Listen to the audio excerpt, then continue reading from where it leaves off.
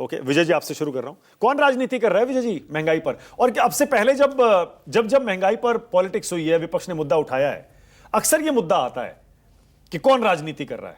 महंगाई को मुद्दा बनाना चाहिए क्या, खासतौर से तब जब युद्ध की वजह से यह महंगाई आ रही हो? विजय जी नहीं, किसी भी वजह से आ रही हो, विपक्ष के लिए तो इससे बड़ा मौका हो नहीं सकता, क्योंकि उनके लिए तो मुद्दा महंगाई है। तो मुद्दा महंगाई होगा, तो महंगाई का असर आम लोगों पर होगा।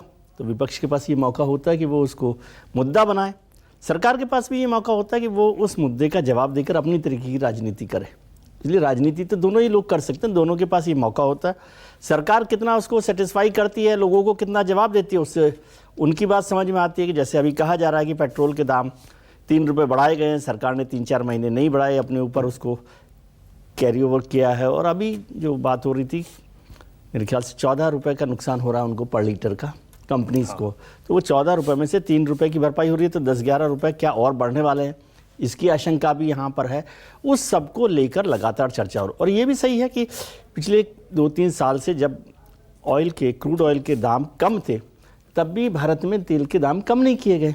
उसका फ़ायदा ये हुआ कि जो तेल कंपनियां थी उनको मुनाफा मिला और एवरेज क्वेश्चन बन गया। एवरेज की 75 हज़ार करोड़ रुपए करीब एवरेज सब कंपनियों को मुनाफा हुआ है 1 साल का। लेकिन पिछले दिनों में 1 लाख करोड़ रुपए का ये नुकसान भी हो गया। तो उन दोनों के बीच में कैसे भरपाई होगी, क्या कैसे किया जा सकता है, और क्या सरकार इस संकट, आपने एक फिगर दिया इसमें कि 36 रुपये लीटर का टैक्स लग रहा है। हाँ, टैक्स लग रहा है ना। तो ये टैक्स जो है वो क्या जनता की राहत के लिए कम किया जा सकता है? राज्य सरकारें कम कर, राज्य सरकारें, केंद्र सरकार, जिसको भी कम करना है, और वो सब लोग उसमें, केंद्र में, राज्य में तो बहुत सारी और सरकारें भी हैं, तो क्या वो उसको कम कर सकती हैं? उससे राहत मिल सकती है कि नहीं मिल सकती?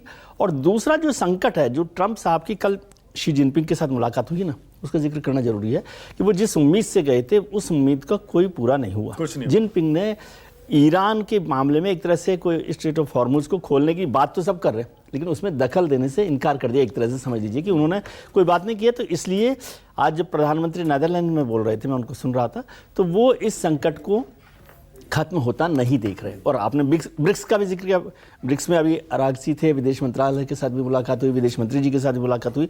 तो जब स्ट्रेट ऑफ हॉर्मुज नहीं खुल रहा और ये संकट अभी दिखाई दे रहा है कि कब तक चलेगा, कब तक नहीं चलेगा, इसका किसी को पता नहीं है। तो उन दोनों के बीच में कैसे बैलेंस किया जाए, इस पर बात लगातार हो रही है। प्रधानमंत्री जी ने जो अपनी बात की कि भाई पेट्रोल के लिए किस तरह से आप विदेश यात्राएं कम करें, सोना का बात की उन्होंने, और तमाम चीज़ों की बात की है।